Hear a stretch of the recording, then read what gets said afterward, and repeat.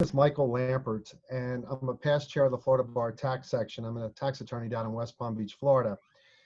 And along with Chris Callahan, we are co-chairing these four-part series and that we're doing in conjunction with the business law section. And it's an interesting program, and it kind of came up because of a case that I had a good number of weeks ago as the pandemic started. And we had this fact pattern where you had this family business with some siblings and nieces and nephews, and the business was pretty high flying for a good number of years. What happened? Well, after a while, they realized it was going so well that they got estate planning lawyers involved, and they took the real estate and put it in separate entities and realized they had an estate tax problem and layered it with some trusts, and there were C corps as general partners of partnerships and all that fancy stuff. And it was great until it wasn't. And then the business started not doing so well, and surprise, surprise, the family members weren't getting along so well either. And then all of a sudden a receiver gets appointed. But the receiver, of course, gets appointed for the main business. And then all of a sudden the business ends up in bankruptcy when the receiver throws up their hands. So now you have a situation with a whole pile of entities, a main business in bankruptcy, and a bunch of these other entities. And of course, they weren't speaking with each other all that much, so tax returns weren't all getting filed timely either. But that's not all, because one of the family members filed bankruptcy. Another one was pretty well insolvent, didn't really care, what is often called judgment proof. And then you had my client who was trying to figure out, do they do a workout or do they file bankruptcy? But that wasn't all. You see, the family members had guaranteed some business loans. And not only did they secure those loans with some business assets, many of them, including my client, secured it with personal assets, personal real estate. But that's not all. You see, my clients live in Florida, but the business was in another state. And the real estate they secured was in yet another state. And that's just some of the facts. So that's what led to this four-part seminar. The program today is to go over the tax aspects of insolvency, of bankruptcy. The second session that we have scheduled, which is August 26th, also at noon, is the basics of bankruptcy law. And we have John Hutton, Stephanie Lieb, Andrew Layton, and Judge Carol Delano speaking. And August 31st, we have another past chair of the tax section who lives state and local tax, Mark Holcomb, presenting on state and local tax considerations. And they are huge. We get spoiled in Florida that has some tax considerations. Other state, the issues are absolutely huge. And then we have September 9th. That's kind of the capstone. And we have Chris Callahan, my co-chair for this program, Micah Fogarty, Matt Brown, and Dan Fogarty, a combination of tax lawyers, business lawyers, bankruptcy lawyers, and they're going to basically take a brutally complex fact pattern and work their way through it. Now, before I forget, a couple of administrative things. Everybody loves the course code. The course code is 4077. Again, 4077.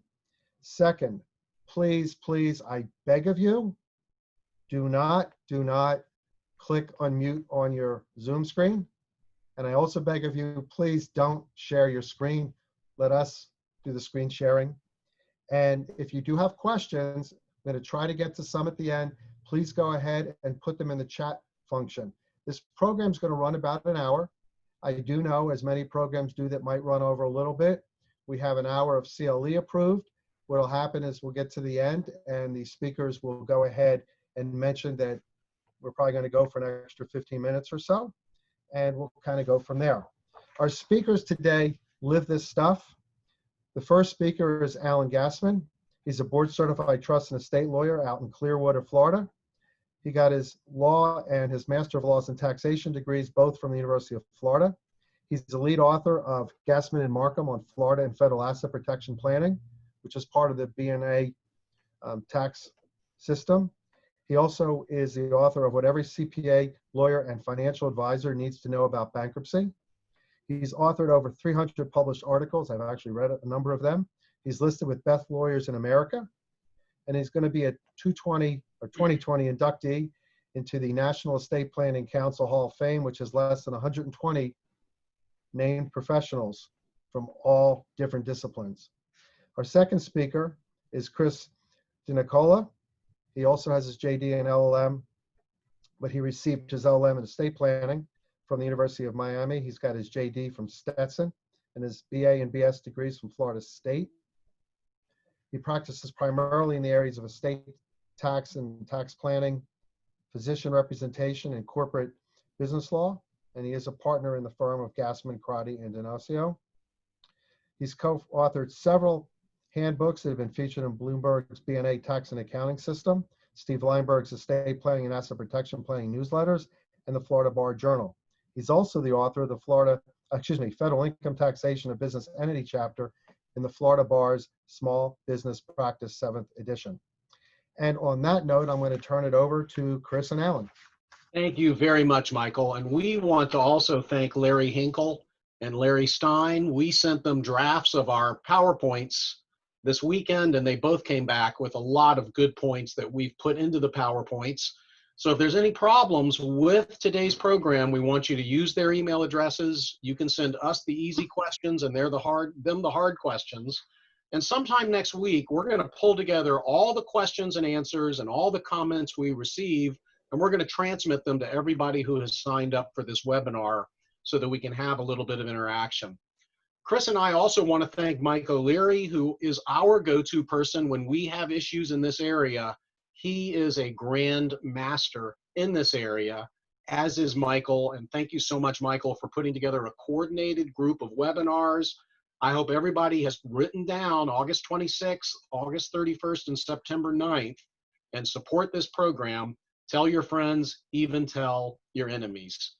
Page 4 of the PowerPoint, we believe, or at least I and a number of other people believe, there's a big risk of a big, nasty recession. Right now, we're pumping what? Almost $1 trillion a month into the economy. Everybody's almost high on it, like mother's milk. It's going to come to an end. When it comes to the end, we're going to see, in my opinion, a very large recession. So what are you doing right now for your clients who have a lot of debt, who have gotten big PPP loans and they're almost all paid out? What's going to happen with this economy? We don't know, but a lot of us know about Murphy's Law. We thought that 2008 was difficult. It may be worse now. So your clients, if they are owed money from their entities, they should take back a promissory note, a security agreement, a mortgage. They should keep in mind that what they receive as dividends may be clawed back. You should have bankruptcy lawyers in your life, if not now, pretty soon. The bankruptcy law firms are telling me that they are lined up with companies that will need to go into bankruptcy to fight off landlords, to fight off lenders. The PPP loans have thrown the loan margins off, the formulas. So it may rain really hard. And as Dennis Kleinfeld always tells me, it was not raining when Noah built the ark. So please, right now, you're preparing yourself financially, preparing yourself professionally for this. I hope you're also preparing yourself financially. People need to be very, very safe and very, very careful. This is not a time to hide money in silly places or to fib on taxes or to be naive about whether accounts receivable are really going to be received. This is a time to be very careful. And CPAs need our help. CPAs are way over their head in burdens right now, especially with PPP loan calculations, and looking at S corporations that are upside down or that are going to generate losses far exceeding the basis in the stock that's going to be able to be taken, what you're going to do to get that basis up, whether you're going to refinance debt under an S corporation while there's time to do so. We're going to come up with a lot of ideas during this presentation. Maybe your head will spin, maybe it won't, but we just want to make sure that we are as prepared as possible for this. Our PowerPoint is designed to be read later. I think almost every page of the PowerPoint, you can understand what it is saying and why it is saying it. We are certainly not the last source, the best source, or the trusted source in this area. Make sure that you use your other reference texts and your other resources. But Chris, guide us through here, beginning at page 8. Thanks, Alan. So one of the big issues in this area is this idea of discharge of indebtedness income or cancellation of indebtedness income. And for the purposes of this PowerPoint, just as a preference, we refer to it as DOI income, discharge of indebtedness income. So that's the shorthand. So under the tax law, when a borrowing happens, generally speaking, there's no taxable income to the borrower. Because of course, on the balance sheet, the borrower has received funds to increase his or her assets, but likewise has an offsetting liability in that they have to pay back that loan. So there's really, there's no increase in wealth by the borrowing. However, if we eliminate that liability, if that debt is discharged, then the tax law says that, well, you've increased your wealth, so that's going to be gross income. That's going to be taxable income. And that's very straightforward under Internal Revenue Code Section 61, of course, the starting point for the income tax code. And this was confirmed by the 1931 Supreme Court case of Kirby Lumber, which essentially held that if a borrower has assets that they received by borrowing, and if that liability is eliminated, the ascension to wealth in the form of the discharge of indebtedness triggers income. Now, I do want to mention that primary obligors generally have the discharge of indebtedness income issues. In just about every case, guarantors who have contingent liabilities, if that contingent liability goes away, well, then there's not going to be discharge of indebtedness income, because in theory, the guarantor's wealth did not increase when the liability went away.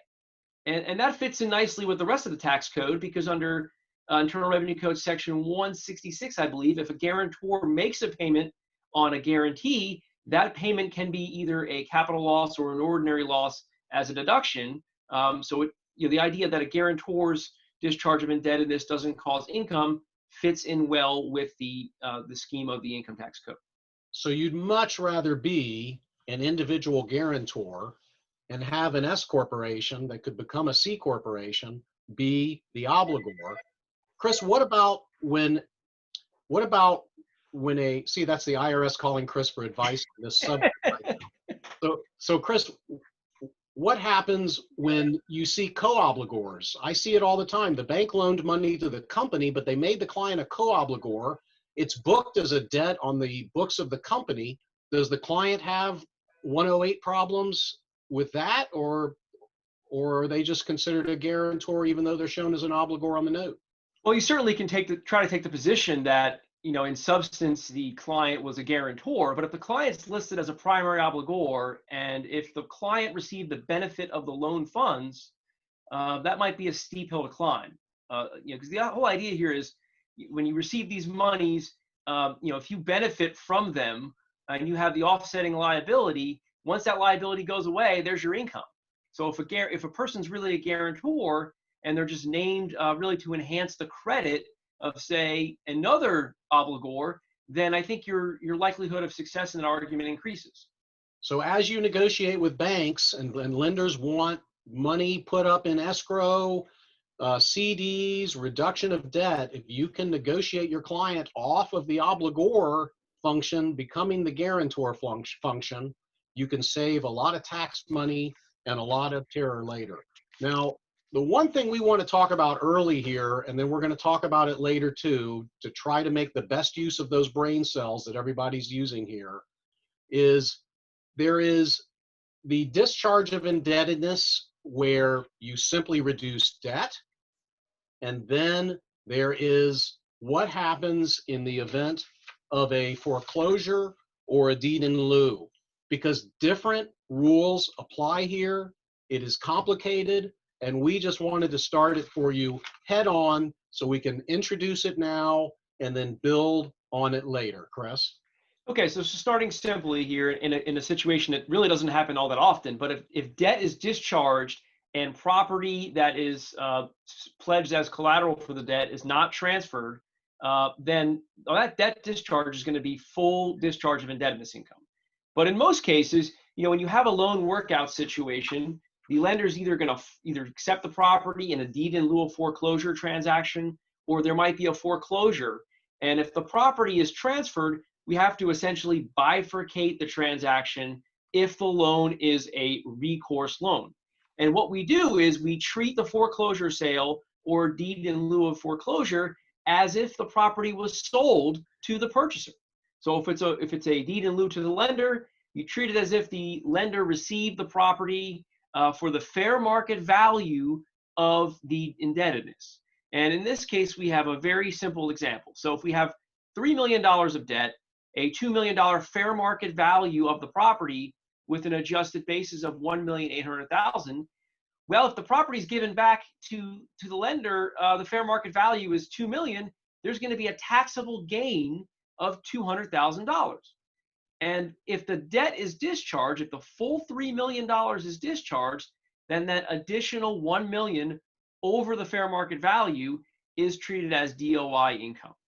And that is if it's a recourse loan, which most loans will be recourse. We'll talk later about the distinction between recourse and non-recourse. So that difference between fair market value and adjusted basis is a gain. Is it ordinary, or is it capital, or does it depend on the property? It depends on the character of the property. A lot of situations that we've dealt with in this area, we've had business property, 1231 use in a trade or business property. And this example, if you go to the next slide now, and I'll show another one that's probably closer to an economic reality, where you have a basis that's higher than the fair market value of the property. And it's possible for you to get a loss and also have discharge of indebtedness income. So as I was saying, if we have a 1231 property or a property that would generate an ordinary loss, then you can have an offsetting ordinary loss that could reduce the DOI income that would result when all of the debt is written off. So this needs to be planned well ahead and understood. We're going to come back to it, but we just want everyone on this webinar to know, especially the business lawyers, it's not just the discharge of indebtedness laws. It is also capital gains and capital losses or ordinary income, depreciation, recapture that happens. So when you're negotiating with a lender, the way you do this and the timing of how you do it can be very, very important. Do you want to cover page 12? Absolutely, Alan. So just one quick distinction here. For non-recourse loans, obviously, as I said earlier, if there's a discharge and you keep the property, that's still going to be DOI income. But in most situations, when you transfer property back to the lender, if it's non-recourse, there's no discharge of indebtedness income. Instead, based upon the tax law and a well-established Tufts case, there is this idea that the amount of the debt is considered to be the amount realized for the purposes of calculating gain or loss. So with a non-recourse loan, using our same numbers here, you would be treated as if the property was sold for $3 million, and if your basis was $1.8 million, you would have a gain of $1.2 million. And of course, that gain is determined with reference to the character of the property. So that's what we call Tuft Luck, Tuftluck. So now we can go to the easy part of the presentation. Now we can talk about what happens when debt is reduced or eliminated, not relating to a transaction. So we have on page 13 the 5 ways that you can exclude income under Section 108. And I will tell you, in my opinion, Section 108 is a well-drafted provision of the Internal Revenue Code, and it actually does what it says and says what it does, so you can read it, and we've copied a lot of it verbatim here.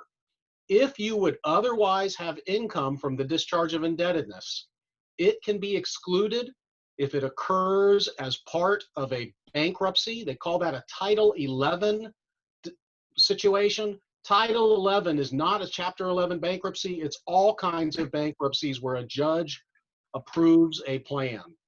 Secondly, if the taxpayer is insolvent after the reduction occurs, but solvency is based upon some testing that we'll tell you about, but if the taxpayer has nothing left, then there will not be an income hit because the Section 108 rules will exclude it. Then we have rules for qualified farm indebtedness. We have rules for debt that was taken on to buy what we call qualified real estate. We have rules that apply to a qualified principal residence. Then there's a separate rule, and I'll just cover it now, that applies if you have a student loan and you work for what we call these social worthy organizations that are enumerated here, and it gets reduced.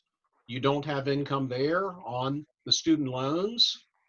And then a situation for a purchase money mortgage, which we're going to be talking about. A situation, page 16, where a corporation acquires indebtedness from a shareholder. The shareholder ends up getting stock. It's an equity recapitalization, similar to a 351 transaction. If you can get your lender to become an investor in your company, well, good luck. Most of the lenders I know wouldn't want that, but if you can, that's good. And then this one is really, really important.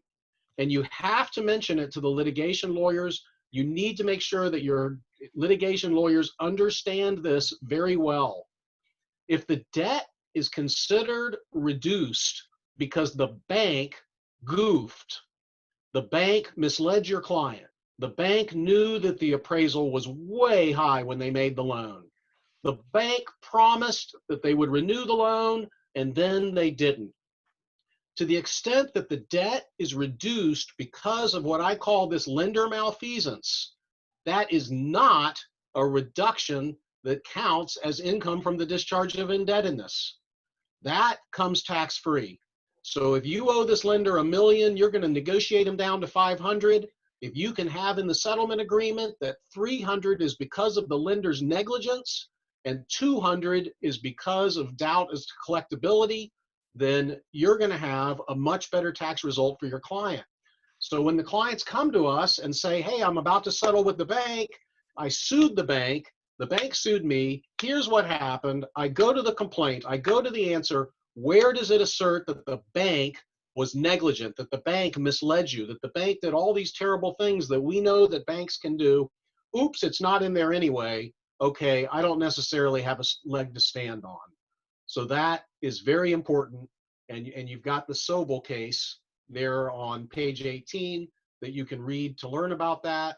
The other exception to discharge of indebtedness income is when it is a gift. Now, I don't know many banks who make gifts to non-related parties, but you can think about it. Maybe there is some sympathy. You remember Commissioner V. Duberstein, a detached and disinterested generosity. If you can get the lender to say, hey, we've been close friends. I hate to do this to your family. I'm going to file a gift tax return. If you pay me a certain amount, I'll file a gift tax return. Certainly this is a gift. It's not for profit, et cetera, et cetera. Maybe that's worth considering. And page 20, the forgiveness of a PPP loan, not in the Internal Revenue Service, not in the Internal Revenue Code. Larry Hinkle searched and found these pins in the haystack for us. Section 1106 of the CARES Act. When your PPP loan is forgiven, you do not have income on that. Now, we don't know whether the expenses you paid to get it forgiven are going to be deductible. The IRS says no. We're going to wait and see where the political tides go on that. And you have to make sure your clients understand that they may have a lot of extra money in their company because they got the PPP loan, they paid these expenses. Now they don't get the deduction. What happens when they take this money out, when the virus clears and their business wasn't harmed? We got to think about that. I'm not going to go into it, but it is in there. Page 21, which exclusion applies? It starts at the beginning and it works its way down. In the bonus time after the 60 minutes, we will probably come back to this, but if you go into bankruptcy, you're going to use the bankruptcy exclusion. If you're insolvent, you're going to use the insolvency exclusion if you did not go into bankruptcy. Otherwise, there are some elections. It can be complicated, but it's clearly stated in Code Section 108. So Professor Calfee can be proud of me. I actually read the code this weekend, and am always amazed at its incredible beauty. Now, the reduction of tax attributes we can also cover after the 60th minute, but net operating losses get reduced first. And please remember that net operating losses this year get your client cash early next year. So if your client has an S corporation that had tremendous losses up until now and will begin making money going forward, you might consider having that corporation elect into C, or having that corporation legitimately gifted to another family member, maybe to a spouse, and you file separate returns so that you don't lose that NOL. Because it may be better for you to have a large NOL and for your children to have income, so you get that cash back early next year. The IRS has you faxing amended tax returns to get NOLs, and from what I understand, they're drumming the money out pretty quickly. So just something else to put in your bag of tricks, some goodness there that you would have, and also the ability to move NOLs back farther than before. Make sure that you're aware of this rule. Chris, what happens with depreciation and depreciation recapture? Yeah, so Alan, one item that you can do is, in lieu of reducing these tax attributes, and in some situations it's compulsory, is to have the reduction of depreciable property basis occur instead of using your NOLs and so forth. And 1017 is the code section that addresses the rules for the reduction of basis. So the reduction of basis is treated as if it's a depreciation deduction, meaning that even if the property is not something that would ordinarily qualify for depreciation, the reduction in basis as a result of 108 would reduce basis and would be treated as recapture when the property is later sold. Now, the reduction, of course, it occurs based upon aggregate adjusted basis that you held before the discharge over whatever the liabilities are. So there's a limitation there so as to not cause the basis to go below liabilities, to have a liabilities in excess of basis problem. And I also want to mention that any property that's exempt under the bankruptcy code is not going to be reduced. There's no basis that'll be reduced if you have your discharge of indebtedness income excluded because the debt was discharged in bankruptcy. Certainly a good technique to use for some clients who want to preserve maybe an ordinary loss that they might have with an NOL, but maybe the recapture rate is going to be lower than, say, the ordinary rate would be for that client. Okay, so let's go, first of all, on the bankruptcy exclusion, page 26, I want to point out that there are many bankruptcy lawyers who do complicated Chapter 11 cases, and those are the ones I want to work with. There are a lot of bankruptcy lawyers who just do sevens. They mass produce Chapter 7s for people who don't have that much to lose in bankruptcy court. Bless their hearts, it's a hard job. It can be complicated, but if you're going to have a plan that's going to cause you to not have to recognize taxable income, it's going to be a Chapter 11 plan, and it's what we call a pre-packaged Chapter 11. So in other words, you've already worked out your deal with the lenders, but you need it blessed in a Chapter 11 bankruptcy normally so that you don't have to pay the taxes. This is not going to necessarily save you the taxes on a deed in lieu or a foreclosure situation, as Chris said, because that may be taxed to the bankruptcy estate. So you need to talk not only to a lawyer who understands Chapter 11s and does them routinely, but also to a CPA or tax lawyer or tax advisor who understands the taxation of the bankruptcy estate, because the bankruptcy estate is like a trust. So you have to make sure that you're going to have enough expenses in the bankruptcy to offset the income in the bankruptcy. I don't think I need to say more, particularly because I don't know anymore. I know to go get help in that area. Chris, what about the insolvency exclusion? This is the one that we see the most when people work out deals with their credit card company or on the line of credit that they had. How does this work exactly? Yeah, so if the taxpayer is going to be is insolvent when the discharge occurs, meaning that the taxpayer has assets with a fair market value less than the taxpayer's liability before the discharge, then whatever the discharge is, to the extent that the the client remains insolvent, the whole discharge would be excluded. If the client is partially rendered solvent, such as in our example on the third bullet there, then only to the extent that the client was insolvent, that's the amount of the exclusion. So if we have a situation with $500,000 of assets, $900,000 of liabilities, if $600,000 of debt is discharged, then only $400,000 of the discharge is eligible for the insolvency exclusion. Now, one thing to note here, prior law said that assets which are exempt from the claims of creditors have to be are not taken into account. Current law says all assets, all liabilities that you have are taken into account. However, it doesn't say anything about your spouse's assets or about assets of maybe another taxpayer in which you don't have an ownership interest but might be related to.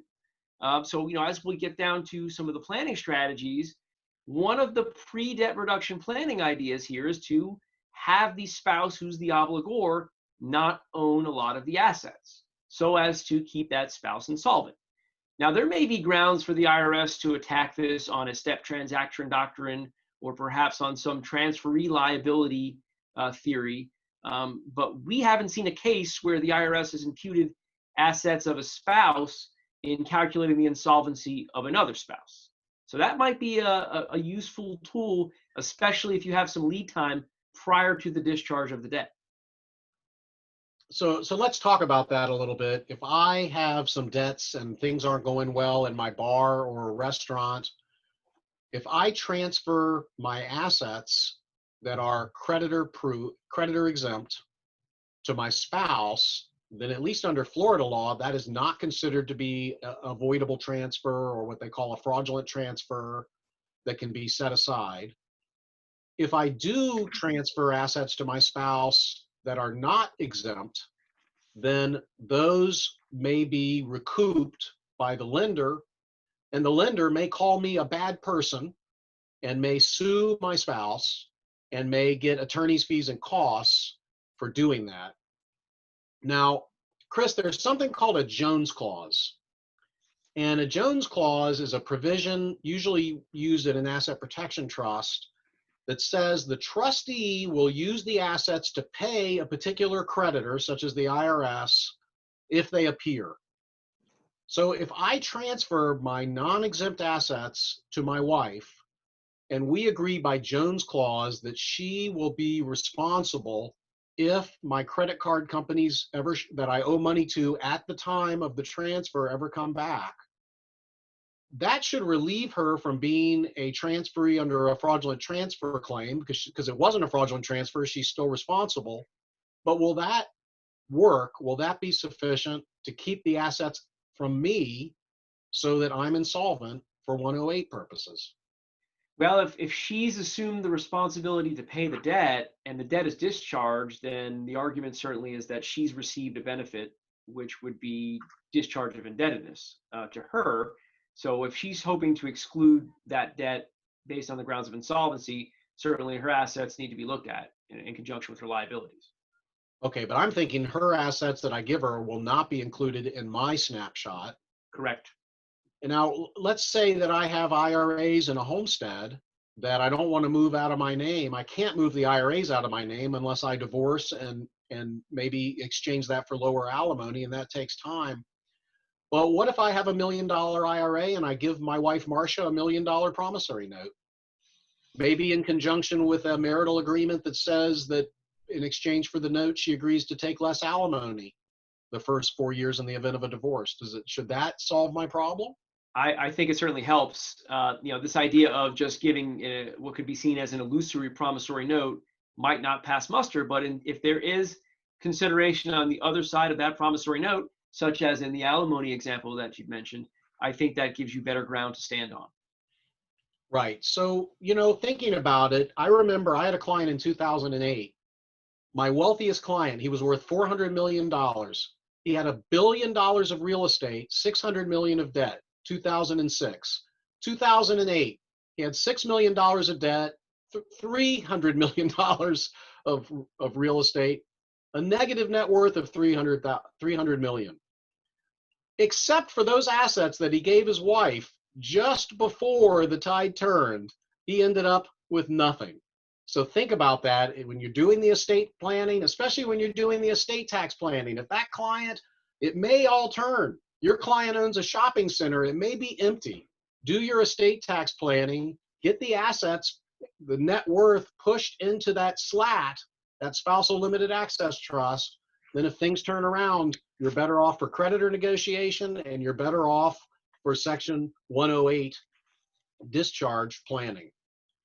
All right, so now let's go to something that's really, really important, and that is selection of entity and entity changes when you have real estate or other assets in a company or other entity treated that may be treated as a company, and there's a lot of debt and a hard rain may fall. Chris? So the insolvency exclusion is interesting because depending on the type of entity solution, that's going to determine where it is applied. In the situation of a disregarded LLC or an LLC or any entity taxed as a partnership, it's applied at the partner level.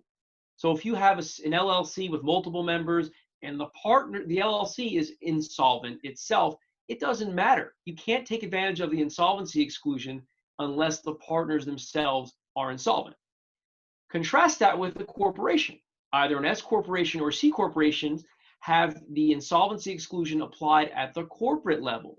So despite conventional wisdom of not having real estate held under a corporation, if there's going to be an insolvency situation or a discharge of indebtedness situation, it might be worthwhile to have that real estate underneath a corporation, because if the corporation is insolvent, then the 108 insolvency exclusion will apply to help reduce or eliminate discharge of indebtedness income. Okay, so if I have an LLC taxed as a partnership or disregarded, and it is, there's debt equal to the basis of the asset of that property. Debt is equal to basis, but the client tells me that she's going to borrow more, and I also know she's going to have depreciation, which is going to bring that basis down. Now, if I convert that LLC from partnership to or disregarded to S Corp, at what point do I trigger gain? Well, if you have liabilities in excess of basis, certainly you would have an issue with the contribution. Now, if later on there's a discharge of debt, and as part of the discharge you make a transfer of the property, remember back to what we discussed earlier, you have to bifurcate that transaction. So it's possible that there could be gain on that deemed sale of the property to the lender or to the third party. However, if the S corporation is insolvent, any discharge of indebtedness income that would arise could be excluded as a result of the insolvency. So what our message here is that you have clients with leveraged real estate in LLCs taxed as partnerships.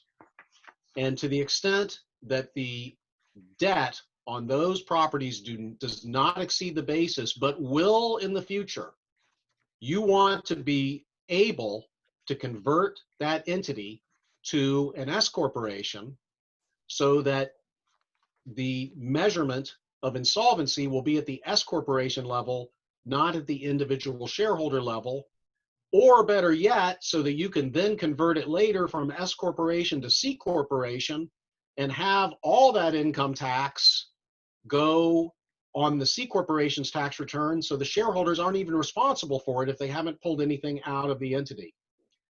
But you need to make that election before the debt exceeds the basis. So how does an S election work? Well, wonderfully, you can go backwards in time 65 days. I love time travel stories and novels. So this is my one time travel opportunity. I can go back 65 days. So when the client says, okay, I'm going to borrow this money and then the economy is going to get better, everything's going to be great, I'm going to say, wait a minute.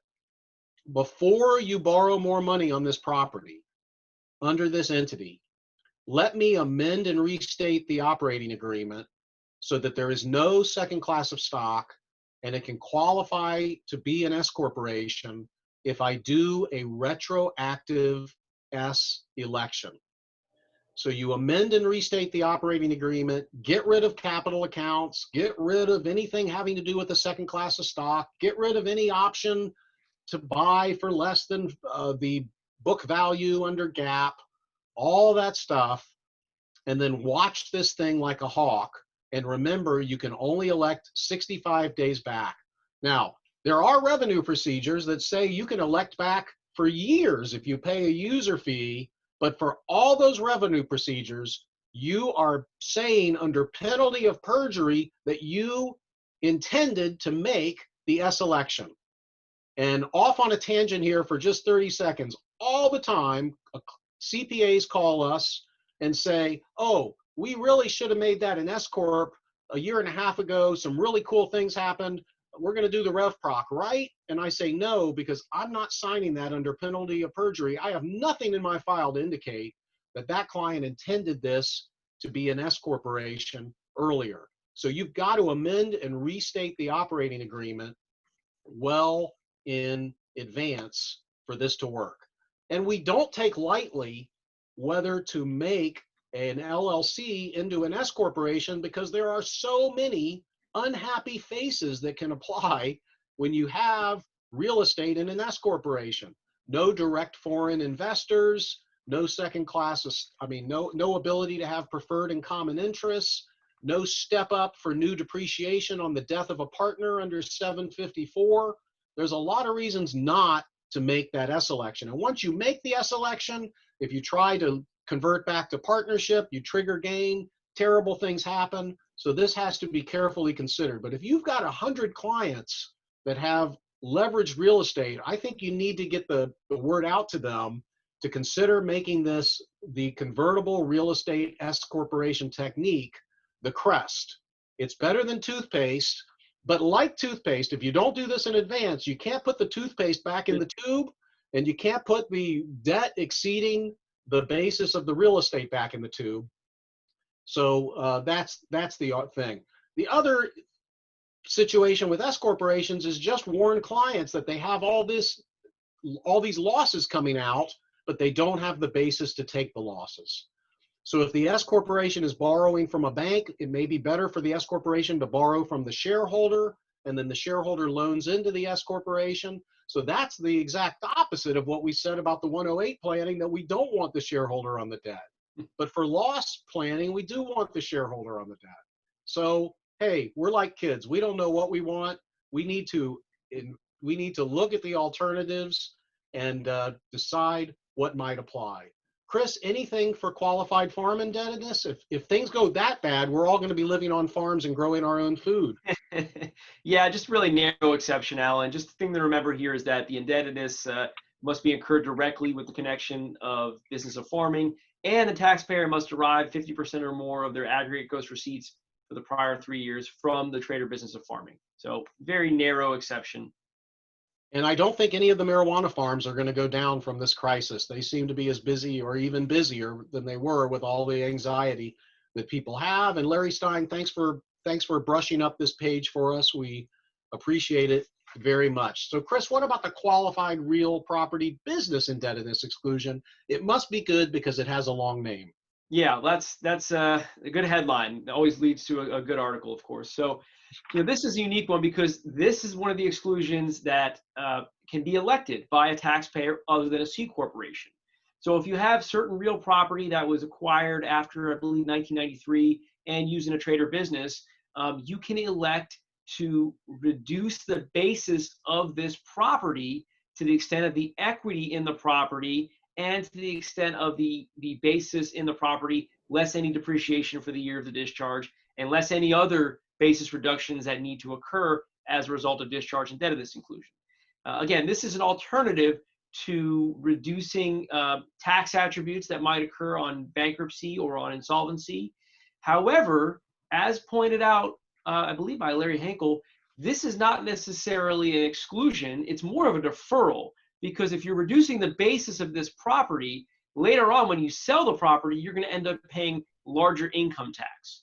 And that's one thing to keep in mind. So if you have the ability to take an insolvency exclusion or better, even the best case scenario, have the debt discharged in bankruptcy, it's generally preferable to seek those options.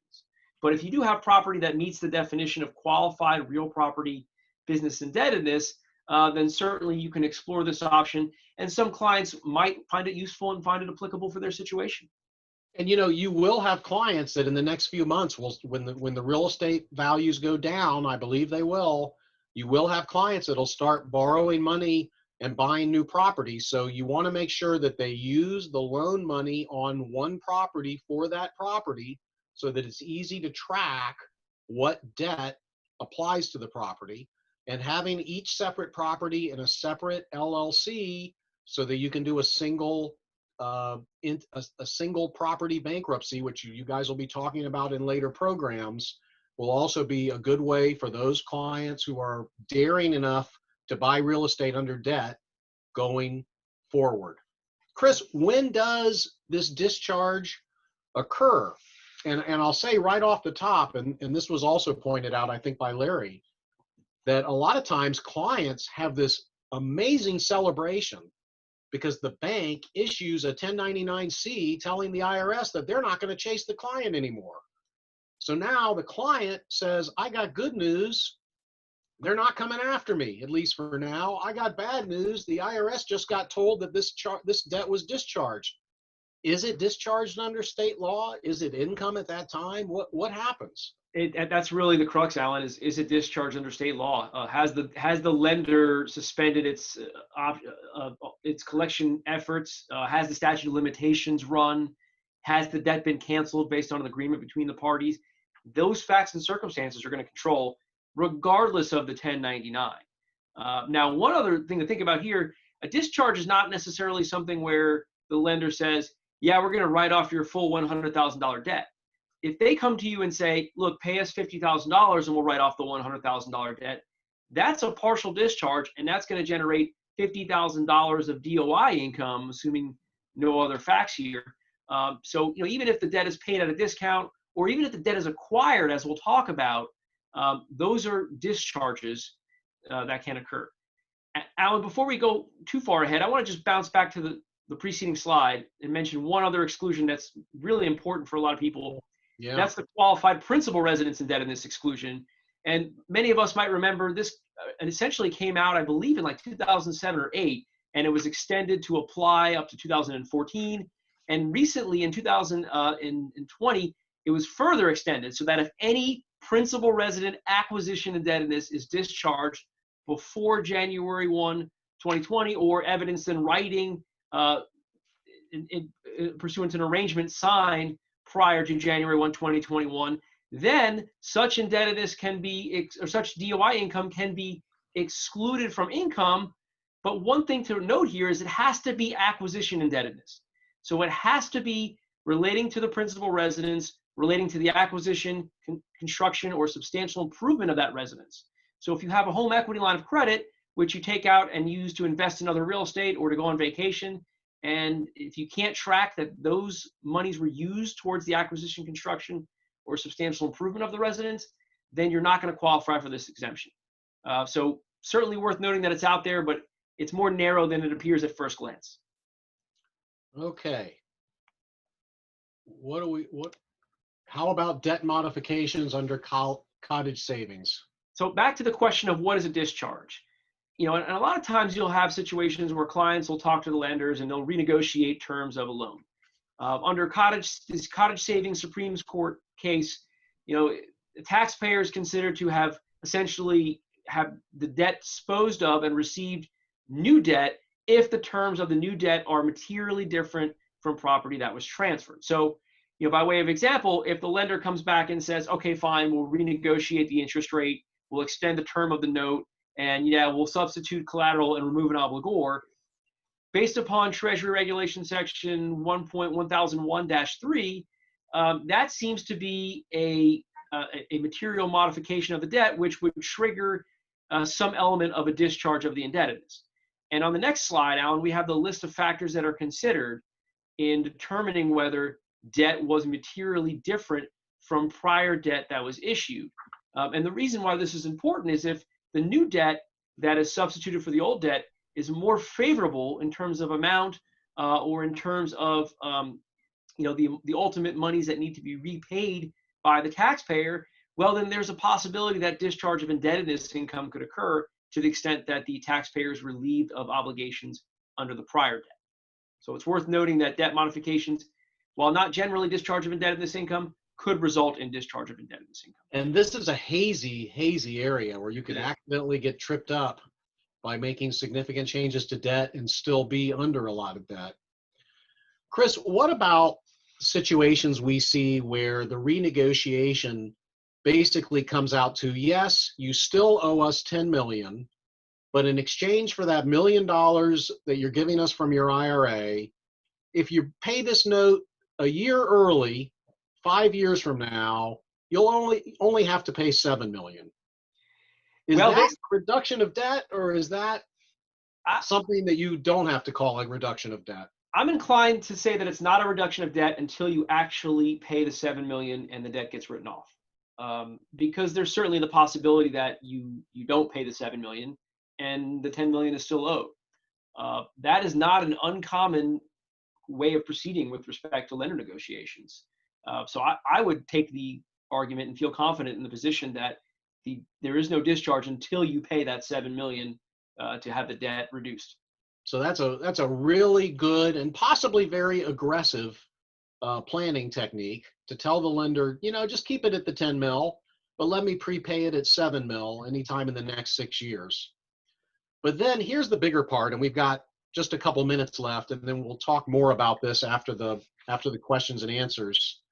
What we will commonly do is find a client who's got $600,000 or $700,000 of protected assets, and he owes 3 creditors $1 million each. So we go to the first creditor and we go, we got a friend that'll give you 400 grand for your paper. Do you want it? No. Go to the second creditor. We've got a friend that'll give you 400,000 for your paper. Do you want it? No. You go to the third creditor. We have a friend, 400,000 for your paper. Do you want it?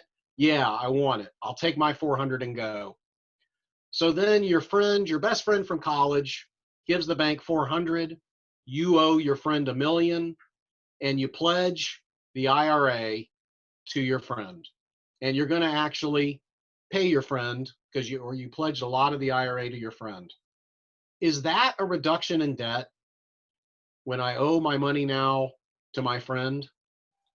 I don't think so, only because he's your friend. And if you go to the next slide, I'll explain why that's important. So if a party related to the taxpayer acquires the indebtedness, then that is considered as if the taxpayer himself or herself acquired the indebtedness.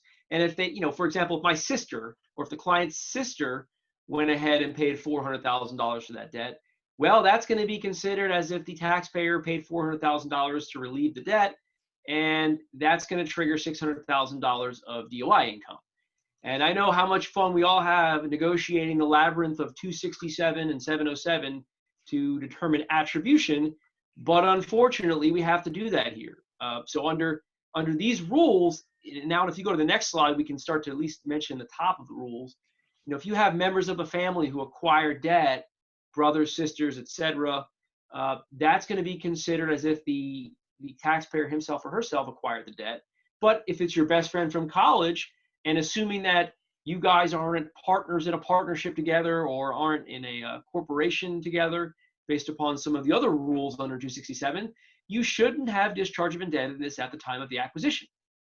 However, these rules are very broad, and they can contemplate something known as an indirect acquisition, where maybe later on down the road, there would be an opportunity for you to buy into your friend's LLC that acquired the debt, in which case you would then be a 50% partner. Well, that would be an indirect acquisition of indebtedness because the acquisition was based upon an anticipation that you would become related to the person who acquired the debt. And there's a whole bunch of rules here, really nuanced, detailed rules as to what triggers this indirect acquisition. There's a rule that says if you become related within 6 months, you're de facto considered to have been related upon the acquisition of the debt. There's another rule that says if you become related after 6 months, but before 24 months, well, then you're more likely to become related if the assets of the holder who acquired the debt are comprised, at least 25% of the assets are the debt that was acquired. So, these rules are really tough to negotiate. They're really complicated. But, Alan, as you mentioned, this can be a great planning technique to have an unrelated party acquire debt. And if there's no understanding or anticipation of there being a relation of the debtor and this acquirer of the debt, then you might be okay. It might be a good way to at least bleed out some of this debt over the future, especially if your friend is wealthy enough and has such detached, disinterested generosity to forgive the loan over time as a gift. That could perhaps reduce some of the discharge of indebtedness income going forward. So always be nice to your nephews and nieces. You just never know when you might need a favor, especially if they're doing well.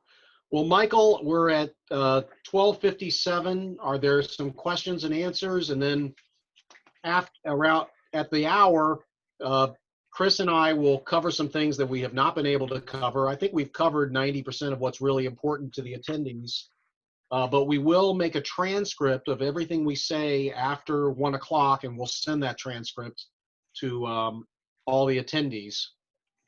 I'm not seeing a lot of questions in the chat. I'm seeing a couple of awesome comments and explanatory materials by Larry and one or two others. But if there's any questions anybody wants to pop into the chat, go ahead. One thing I did notice, which I find interesting, and I've learned this from the real estate lawyers I've worked with, is that when you're going in to restructure some of these loans, depending on how they're restructured, they may or may not lose priority from the priority on the mortgage side for, say, foreclosure. So you've got the tax rules bumping up against the foreclosure rules. So we have to be careful of that also. Michael, what did you run into in your landmine-filled experience that maybe we haven't touched on? I think one of it is the whole area which you're about to touch on after the hour, which is what do you do when you've got multiple people with multiple guarantees, some of which they've secured with real property that's unrelated to the business operation. And some people have filed bankruptcy, some just don't care what happens to them. And people like my client actually do care. And then of course, we're always assuming, in law school that you have all these great records, but it's a little more challenging when certain tax returns haven't been filed, certain documents are not available. So you're kind of working with best available. Yeah. Larry, do you want to unmute and say anything? You've always got something wonderful to add in anything I've ever done.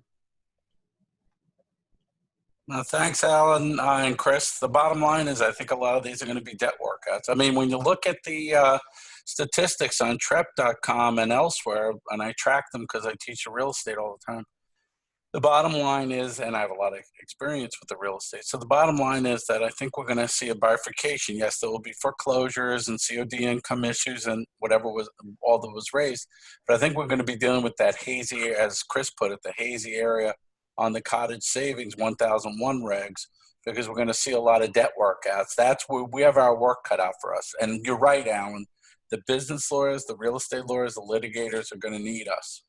So I appreciate the presentation. It was great.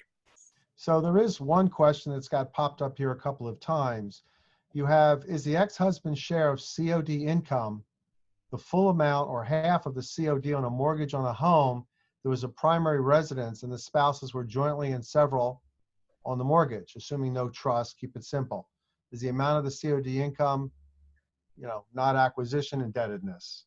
And then the same person kind of popped in later where the married couple bought a home with a mortgage, joint ownership, joint several liability.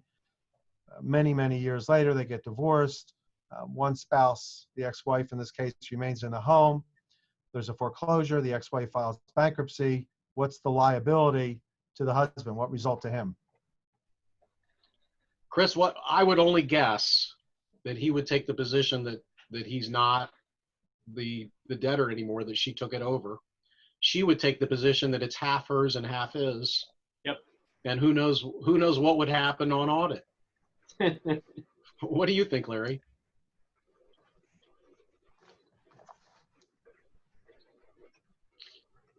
Okay, Larry was checking his emails. All right. Not a black and white answer. Yeah, not a black and white answer. That's kind of the dilemma with this whole thing. And then another question somebody popped up, which really, I think I've run into it, but never really thought of it in this context, is in this case, it mentioned was a technology partnership. I don't know if that's really in and of itself relevant. With a large debt to one partner, it may or may not be repaid. And I'm thinking, okay, it's a normal question. But then it gets to the second part, which is what to do before the lending partner's death. So it's kind of interesting. You know, what do you do when, I guess, if we expand the question, both the lender or the borrower are likely to die in the near term or do die? Well, first, buy a lot of life insurance. Yeah.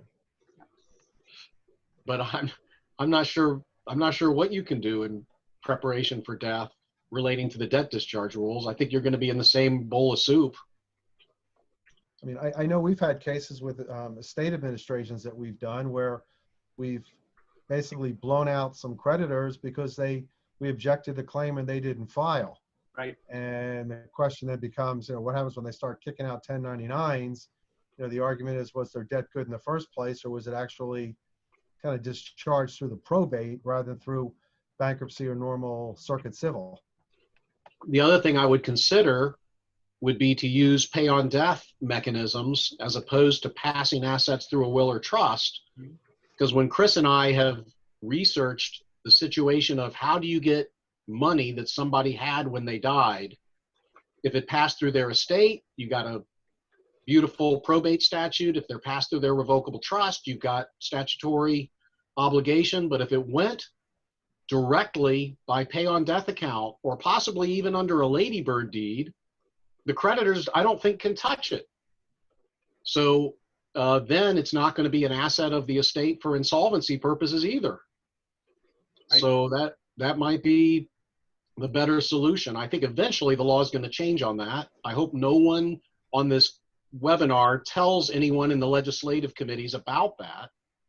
But right now it seems to work pretty darn well. Yeah, it certainly seems like getting the debt discharged, if it's a bona fide debt, is a better result than having to pay income tax on discharge of indebtedness income, because the tax rate is just a percentage of the amount discharged. So if you can use the probate statute or some other mechanism to have the debt discharged so that there's no state law obligation, even if you have to pay the income tax on that discharge, you're still going to be in a better situation. And one more, and then we'll go ahead and maybe wrap up the official part. So you have a commercial foreclosure. You have an absolute continuing guarantee, although I learned in law school that nothing's absolute. But anyway, does the guarantor get hit with taxable income if they sign a deed in lieu versus allowing the matter to go to a foreclosure sale? And for my question, the judgment amount is about the same or slightly higher than fair market value. Chris? Yeah, well, a guarantor doesn't have discharge of indebtedness income. So, you know, if it's someone who owns the property and if they sign over a deed in lieu or do a foreclosure, I think the result is the same. But you're going to have to analyze it based upon the fair market value over the basis, whether there would be a gain or loss. And if the person truly is a guarantor, then it seems like there would be no discharge of indebtedness income. But if they're an obligor and it's a non-recourse loan, then the amount of the debt is your amount realized. So it is a little fact specific. It's not as black and white as it would seem at first glance. But I think you have to look at it through the lens of, well, is there a sale or exchange of the property? And is there discharge of indebtedness income? Yeah, it comes back to where you would much rather have the debt owed by an S corp and just let the shareholder be the guarantor. That works out much better for tax purposes. And you want to ask for that, even if you have to give the bank additional collateral to make it happen, so you're in a better position for the tax planning part. Do you want to differentiate a little bit? It was interesting in your answer between a guarantor and an obligor and the tax difference on forgiveness. Well, the obligor owes the money and therefore is discharged from the debt. The guarantor doesn't owe the money and therefore mysteriously is not implicated by these rules the way the way they're generally understood. I don't know of any case or ruling where a guarantor got stung for being a guarantor on a debt that was discharged. Alan, Now, what happens when you layer on a secured property? You have a guarantor who also had a secured property, and the lender goes after that property.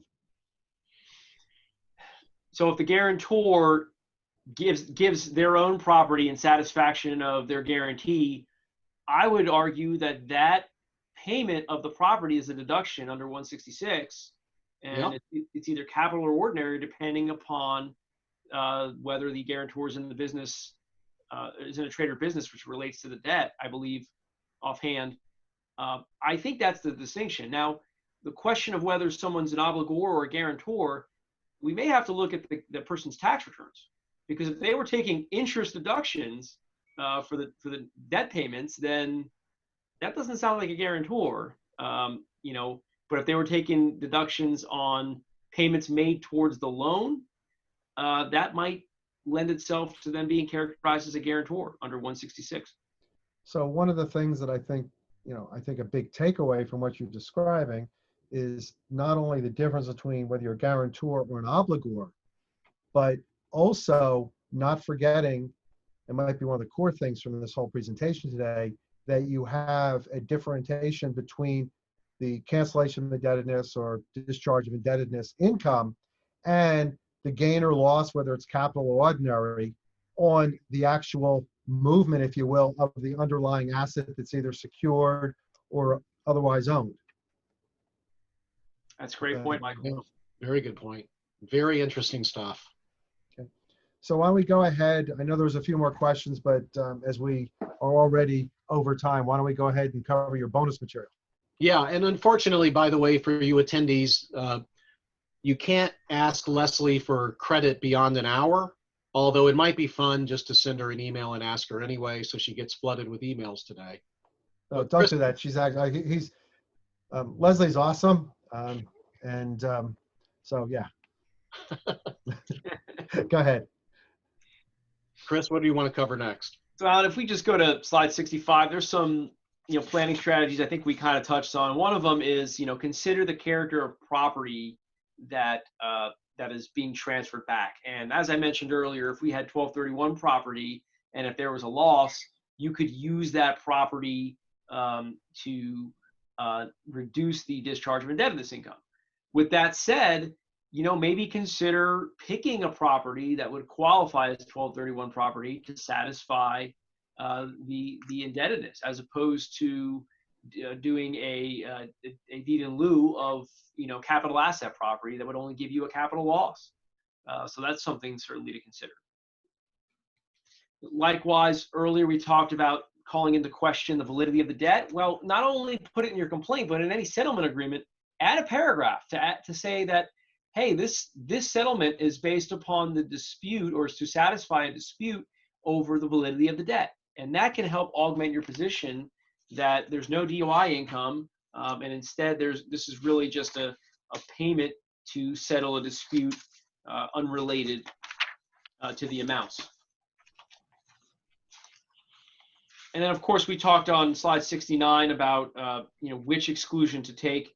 If you're settling the debt without the transfer of property, bankruptcy and insolvency exclusions are going to be better. And it's better that you have a lower appraisal, because the lower the appraisal, the lower the prospect or possibility of capital gain or ordinary income on the sale or exchange of the property. Whereas if you're solvent, and you want to minimize your cancellation of indebtedness income, then maybe get a higher appraisal and consult multiple appraisers so you can, and do so under attorney-client privilege, so that you can pick the one that best suits your situation. So those are really interesting techniques to consider when you have a discharge of indebtedness situation. Yeah, and let me just mention a little bit of wisdom here. When you first call an appraiser, you don't know the appraiser. You say, I'm just looking for a range here. I know you charge $5,000 for an appraisal. I want to pay you $1,000 and just give me a range, spitting different distance range. And the appraisal may say, I can't do that. I won't do that. Well, you just go to the next appraiser, because eventually they will do that. It is within their ethical rules to give you a range of values based upon initial research. And you're accomplishing a couple things here. You're getting a good feel for the situation by talking to multiple appraisers. You are conflicting the best appraisers out, so the IRS cannot hire them later because they've all worked for you. And you will, if you consult with 3 or 4 appraisers, you will find the one who will give you the lowest reasonable value or the highest reasonable value, depending on what you're looking for. And that's a good service to your clients. You hire the appraiser. The appraisal report comes to your law firm. Any emails come to your law firm. That is under attorney-client privilege until you release the appraisal. And once you release and use the appraisal on a tax return or in a proceeding, then everything you have exchanged with the appraiser becomes available in the litigation. So don't be sending silly little emails back and forth with your business appraisers or your real estate appraisers. It looks awful later when the IRS asks for that stuff. Keep in mind, as Dennis says, email stands for evidence mail. So a lot of phone calls need to happen. You may not be used to making phone calls, but you want to make them in these type of situations. Chris, do you want to talk about recourse versus non-recourse? I think that's the only thing we really did not cover. Yeah, I was just going to make that suggestion, Alan. So slide 74 is that that type of material. And, you know, recourse, non-recourse, in its simple terms, you think that, well, look, if they can pursue only the property that's pledged as collateral, that's non-recourse, and everything else is recourse. And while that may be true under state law, for tax purposes, that's not necessarily the case. Under a CCA that came out in 2015, the IRS held that facts and circumstances need to be examined. You have to look at governing documents, whether assets were pledged, who made guarantees, what other assets secure the loan, and specifically in a lot of situations, if you have a partnership or an LLC taxed as a partnership, you really want to look at the partnership level. So if you have a situation where the partnership borrows the money and the lender said, yeah, you know, we'll take a lien on all the assets of the partnership, that is not necessarily a recourse loan, because if the partner's economic obligations are effectively limited to what's in the partnership, under the Great Plains case that we cited here, the IRS, or the court, excuse me, found that the debt is a non-recourse debt. And that is important because if and when property is transferred back for the satisfaction of indebtedness, well, it's the full loan amount is going to be considered the amount realized. And these discharge of indebtedness exclusions don't matter, because with non-recourse debt, there is no discharge of indebtedness income if the property is transferred as part of the discharge. So it's pretty crucial to examine this analysis. And on the next slide, we get into a little more nitty-gritty as to examining whether a partnership indebtedness is in fact recourse or non-recourse. One mistake that sometimes made is looking at the 752 regulations under 752 code section and regulations. Under 752, you know, a partner gets basis for liabilities of the partnership and loses basis when that indebtedness goes away. So, you know, that's helpful for determining basis. But as the IRS pointed out in that 2015 CCA, you know, you don't necessarily look at those rules for determining whether the debt is recourse or not recourse. Okay. I think that would cap off the recourse, non-recourse discussion. You know, Alan, I don't know if you want to mention some of the reporting requirements on slide 79, and that'll bring us home. Yep. We've mentioned this idea of a 1099. So, you know, if the discharge of indebtedness occurs, lender must report it on either a 1099A or a 1099C if one of these identifiable events occurs. And we have 7 of them listed here. There's an 8th one, I believe, that relates to some really narrow credit union issue. But in any event, the 1099 is going to report to the IRS the amount of the discharge. As we mentioned, that doesn't necessarily give you a black line as to what or when the discharge occurs, but it would tell you what the amount of the discharge is. So if you're a taxpayer who receives this 1099 and you report it on your income tax return, but you want to say to the IRS, you know, I'm insolvent. I don't have to include any of this in my income. Well, then you fill out a form 982, and on that form, which we've enclosed here at the second to last slide, you can check the box and fill in the appropriate line of which exclusion is going to be applicable in your situation. Now, when filling out that 982, you know, if the taxpayer does it in an accurate manner and submits it with their tax return timely, that allows the taxpayer to make a reasonable dispute with the IRS.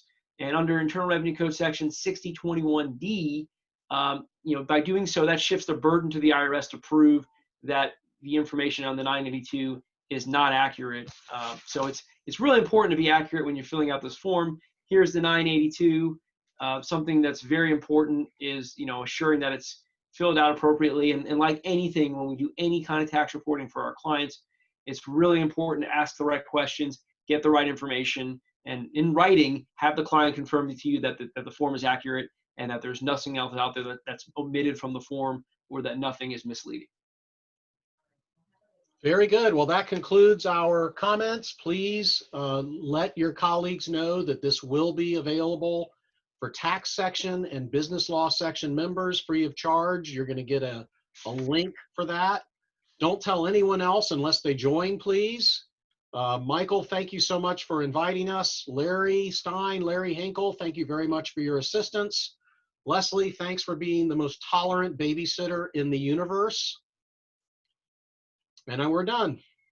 Thank you all very much. And for those